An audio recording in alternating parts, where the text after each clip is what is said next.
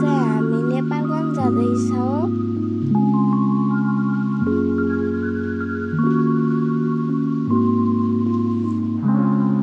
यो चाहिँ हलदारपुर।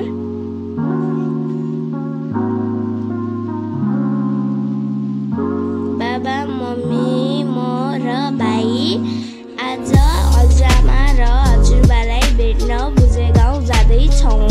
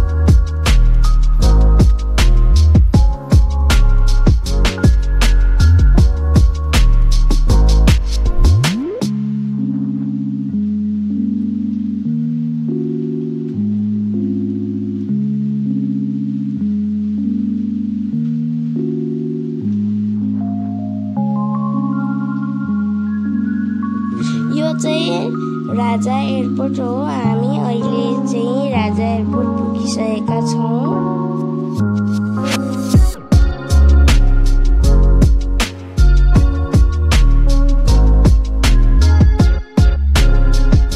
अहिले चाहिँ हामी बुझे गाउँ पुगेका छौँ।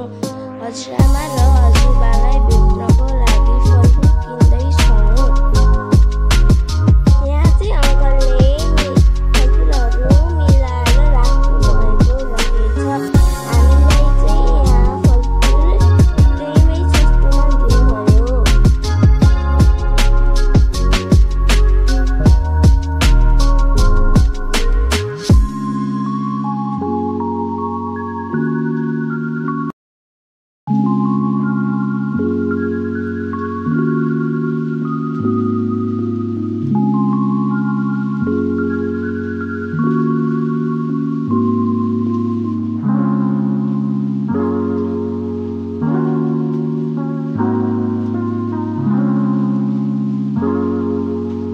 बाबाले चाहिँ फलफुल किनिराख्नु भएको छ।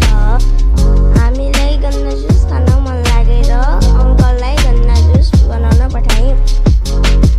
भाइले र मैले गन्ना जुस मिठो मानेर खायौँ।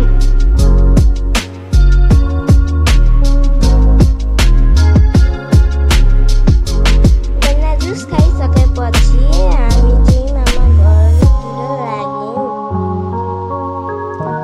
यो चाहिँ मेरो मामा घर। फाइनली गाइज हामी चाहिँ मामा घर पुग्यौँ।